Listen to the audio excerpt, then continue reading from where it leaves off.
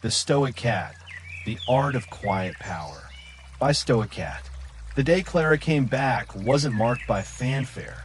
No trumpets, no tearful reunions.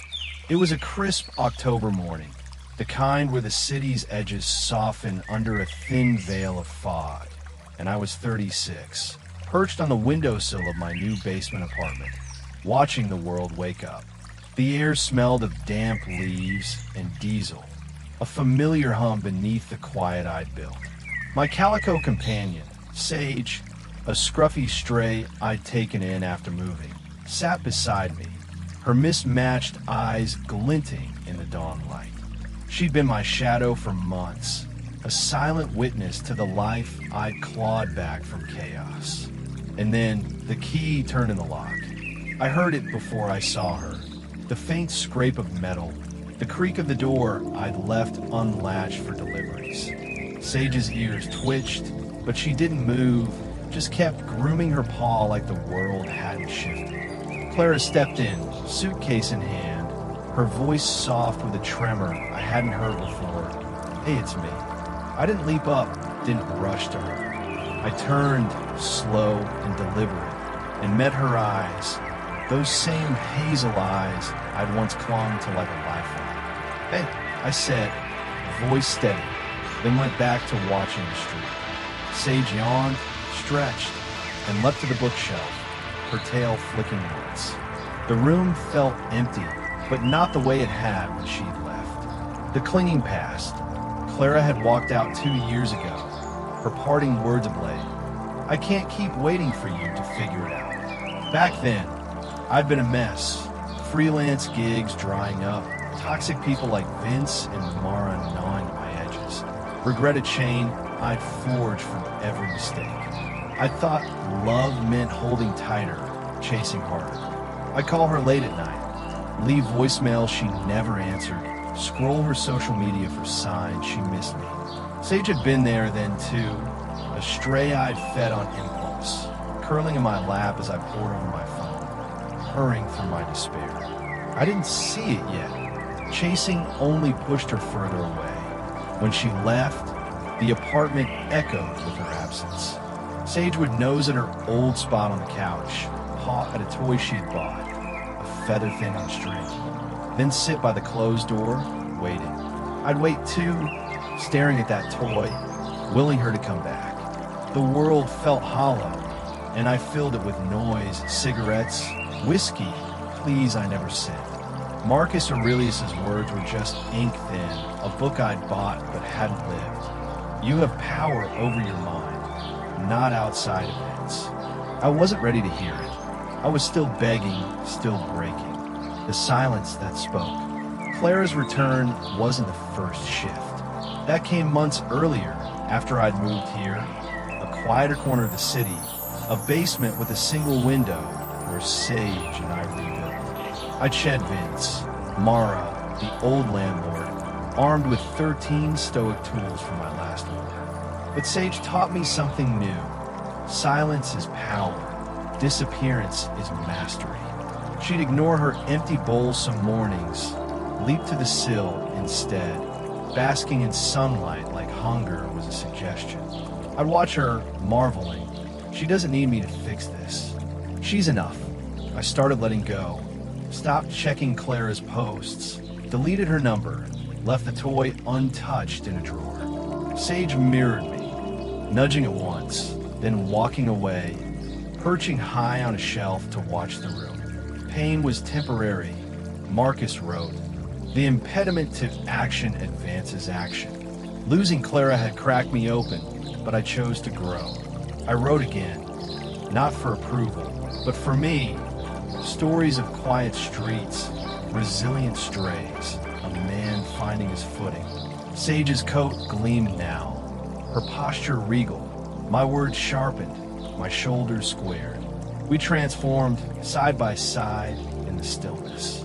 The return and the pause. When Clara called my name that morning, I didn't flinch. Sage paused her grooming, glanced at her, then resumed, unfazed, untethered. I stood, slow, and faced her. She looked smaller somehow, hair shorter, eyes tired, a suitcase battered at the edges. I missed you, she said, voice catching. Olmi would have run to her, begged her to stay. Numi nodded. Good to see you too. No rus, no clean. I felt the pull. Love doesn't vanish, but I didn't beg. She set the suitcase down, tried again. I messed up, leaving like that. I let the words hang. Watched Sage leap to the fridge, her high perch a throne. Emotional mastery. I feel, but I do not beg. Maybe, I said, neutral, then turned to brew coffee. Clara followed, hesitant, leaving treats on the counter. Sage's favorite, fish-shaped things. She dangled the feather toy, hopeful. Sage sniffed, flicked her tail, and patted off to the sill. Clara's face fell, wistful, and I saw it. She'd begun to wonder. The power shift. Days stretched into a quiet dance. Clara stayed, couch at first, then a tentative return to the bed. And I let her, but I didn't bend. She tried to draw me in. Remember that diner we loved? I'd smile, yeah, and keep writing. She'd nudge Sage with toys, treats, her voice soft. Come here, girl. Sage would sniff, then climb higher, shelf, fridge, windowsill, watching her from above. When you stop seeking approval, you become the prize. I lived it, Sage embodied it. Clara's glances grew longer, tinged with something new, admiration, maybe a regret. I'd learned from Sage. Detachment wasn't coldness, it was strength. Marcus again. What need is there to weep over parts of life? The whole of it calls for tears. Clara's leaving had hurt, but I'd stopped chasing the pain. I rode in sunbeams now, ran by the river, brewed coffee for one if she slept late. She'd watch me, quiet, her old neediness fading. One night, she sat nearby, reading a Stoic text I'd left out, glancing at me, then Sage atop the fridge. You've changed, she said. I nodded. So have you. The rebirth. Weeks later, dawn painted the room gold. Sage curled in a new spot, corner chair, not the sill, content, her purring a soft hum. Clara sat across, book in hand, her eyes tracing me as I scribbled notes. She smiled, wistful but warm, and I felt it. Letting go isn't loss, it's rebirth. I hadn't lost her by releasing her. I'd found myself. Sage hadn't waited. She'd thrived. Clara leaned in now, not out of need, but choice. The city roared outside, but here it was still. I'd become untouchable. Not hard, not distant, but whole. Sage leapt down, brushed my leg, then hers, a quiet bridge. Clara laughed, soft, and I saw the shift complete. The world leaned in. My pen moved, the story flowed. A calico cat, a man, a love reframed by quiet power. Stoicism wasn't just survival, it was art, and I'd mastered it, one silent step at a time. The lessons woven in. That chapter taught me more than the 13 tools I'd forged before. Sage was my mirror, her actions echoing Stoic truths I'd read, but hadn't lived until now. From the windowsill, she'd shown me detachment, high above the fray, untangled from me. Her grooming, her sunlit naps, or self-care, a transformation I'd mirrored with my own rituals.